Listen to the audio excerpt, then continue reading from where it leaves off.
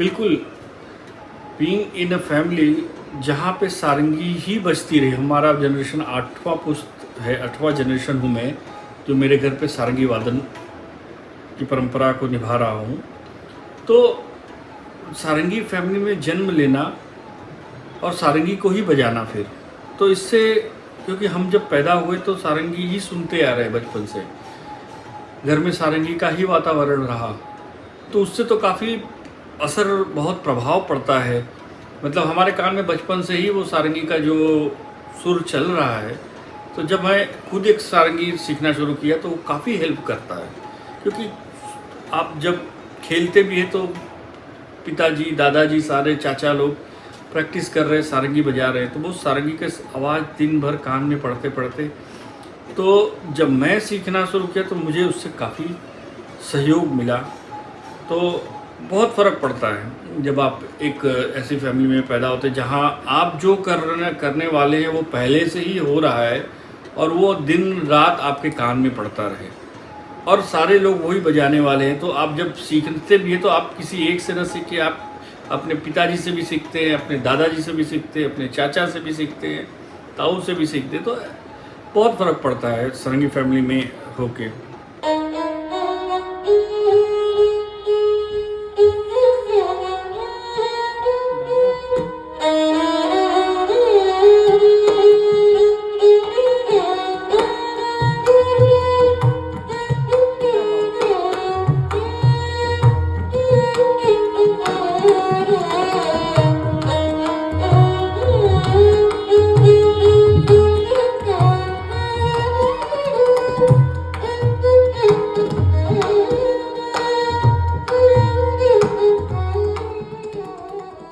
सारे लोग एक साथ रियाज़ करते थे, सारे लोग साधना एक साथ करते थे। हमारा एक रियाज़ का रूम है, प्रैक्टिस का रूम है, इसमें पिताजी आसन पे बैठते थे और हम सारे भाई लोग, चाचा लोग, और चूँकि हमारा घराना बनारस का, हमारे गलियों में ही 3-4 फैमिली संगीत की है, तो आस पड़ोस के भी रिश्तेदारी, सारे जो रिलेटिव ही थे, सब लोग आ जाते थे, सब एक माहौल बनता था। मेमोरी जो कि मुंबई में मुझे तो अभी नहीं मिलता। तो वो मेमोरी ऐसा है कि जब हम शाम को 6 बजे से बैठ गए तो 10-11 बजे तक प्रैक्टिस चल ही रहा है। और ऐसा नहीं कि मेरा 1-2 घंटा हो गया, 3 घंटा निकल जाए, नहीं, पड़ोस से भी चाचा, रिश्तेदार, फूफा, जो रिलेटिव थे वो भी आ गए, सब साथ में रियाज़ कर रहे, तो मन भी लग रहा है। और फिर मेरे पिताजी एक बात बोल देते थे कि जो पहले रुकेगा वो सबको ट्रीट देगा, कल सुबह कचौड़ी खिलाएगा बाहर का, या मलाई खरीद के लाएगा।